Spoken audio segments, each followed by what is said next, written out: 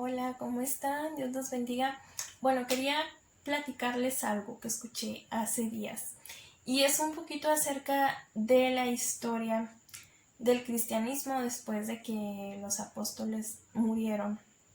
Es un poquito acerca también de la historia de la humanidad, del mundo.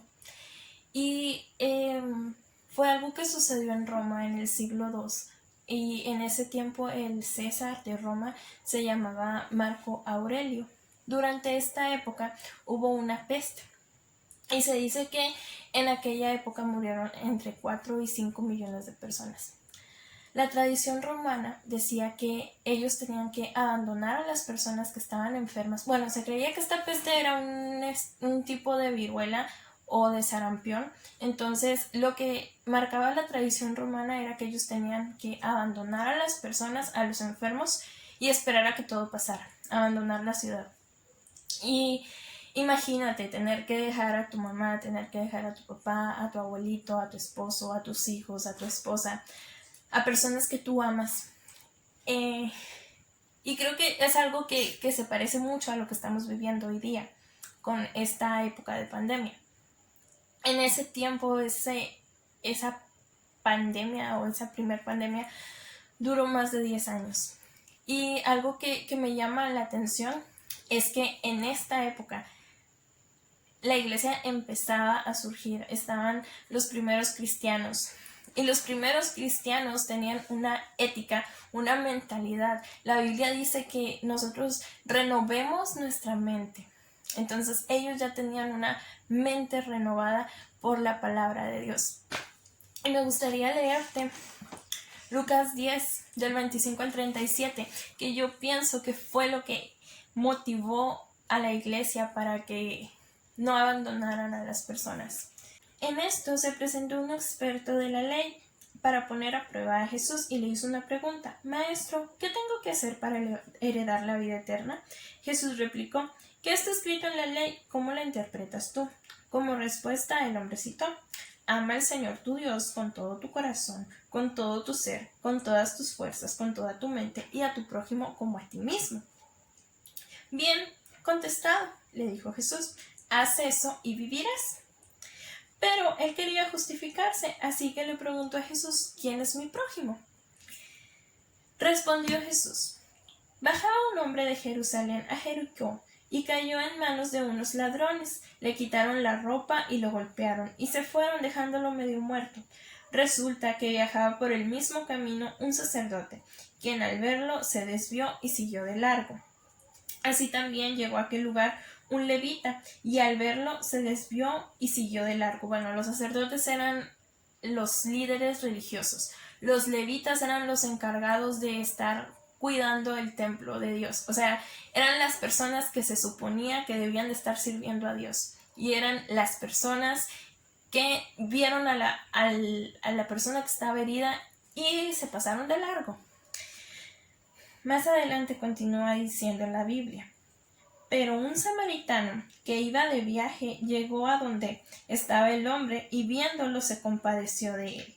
Se acercó, le curó las heridas con vino y aceite y se las vendó.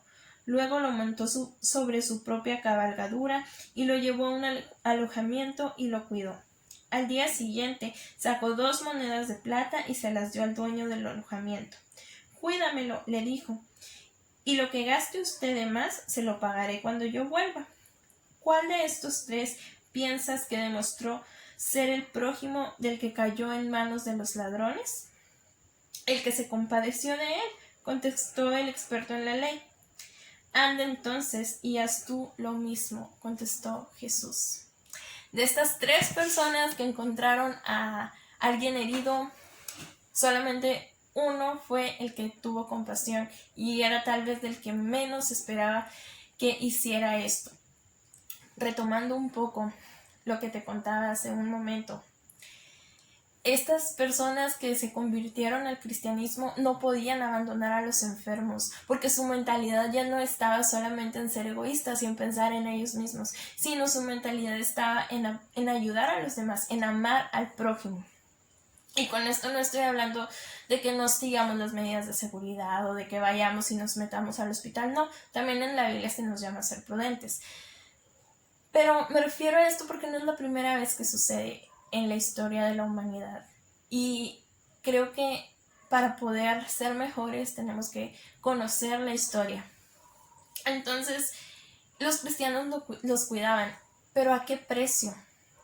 Muchos de ellos se contagiaron, muchos de ellos enfermaron y murieron, pero su esperanza no estaba puesta en lo que ellos veían en la tierra, su esperanza estaba puesta en lo eterno, en lo que venía, en lo que viene más adelante. Y bueno, ellos les daban el cuidado que necesitaban, les daban la alimentación, les limpiaban las heridas, los mantenían hidratados y muchas personas, gracias a esta compasión que ellos mostraron, se salvaron. En ese tiempo no había hospitales. Y sí, los hospitales también son un invento del cristianismo o surgieron a raíz del cristianismo para las personas que dicen que la ciencia y la Biblia están peleadas o la ciencia y Dios no se llevan. Dios creó la ciencia, Dios es el creador de todo. Pero bueno, ese es otro tema. Entonces, después de que eso sucedió, ya cuando los romanos vieron que ya se había calmado un poco, regresaron. E imagínate la sorpresa para ellos de ver a su familiar al cual abandonaron, de ver a la persona a la cual abandonaron estar viva. Entonces, ese testimonio de amor fue lo que hizo que ellos fueran confrontados y se convirtieran y creyeran. Más que palabras, fueron acciones.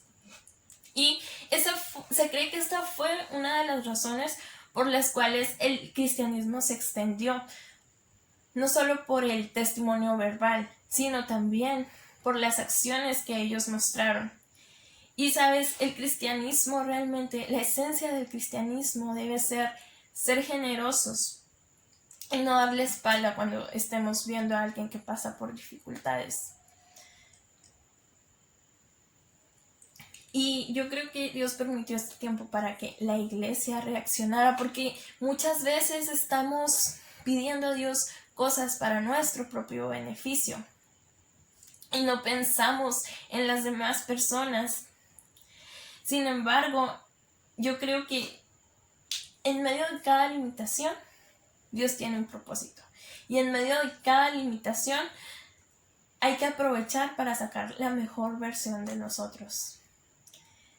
Sabes, somos llamados a contagiar vida. Somos llamados a contagiar esperanza, a no esparcir más malas noticias.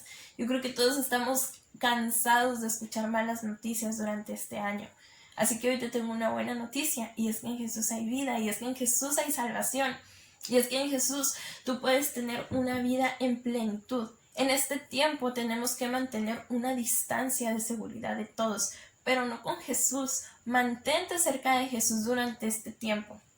Sabes, Dios te ama como eres y no por cómo deberías ser. Claro, Dios quiere hacer una renovación en ti. Claro, hay cosas que nosotros debemos cambiar. Claro, hay cosas que deben ser mejoradas o perfeccionadas en nosotros. Pero que eso no te limite de acercarte a Dios. Jesús no vino a los sanos, Jesús vino a los enfermos. Jesús vino a las personas que están tristes, que están en ansiedad, que están enfermos físicamente o que están enfermos del corazón. Jesús vino a nosotros los que no somos calificados, a nosotros los que tal vez hemos sido rechazados en alguna ocasión. Y Jesús pidió que tomáramos nuestra cruz y le siguiéramos cada día. Detrás de cada desafío está una gloria. Detrás de quitarse la comodidad, detrás de llevar nuestra cruz cada día y seguir a Jesús, hay una gloria. Y esa gloria es que nosotros podamos ser perfeccionados y podamos ser una mejor versión. Dios nos sacó de las iglesias. Dios permitió que sucediera esto para sacarnos de las iglesias y devolvernos a la esencia, que es el amor, que es la compasión, que es no juzgar a las personas, que es amar, no solo con palabras, sino también con hechos. Y pues bueno, Dios los bendiga. Espero que tengan un muy bonito día y que esta pequeña historia o esta pequeña palabra haya sido de bendición para ustedes. Adiós.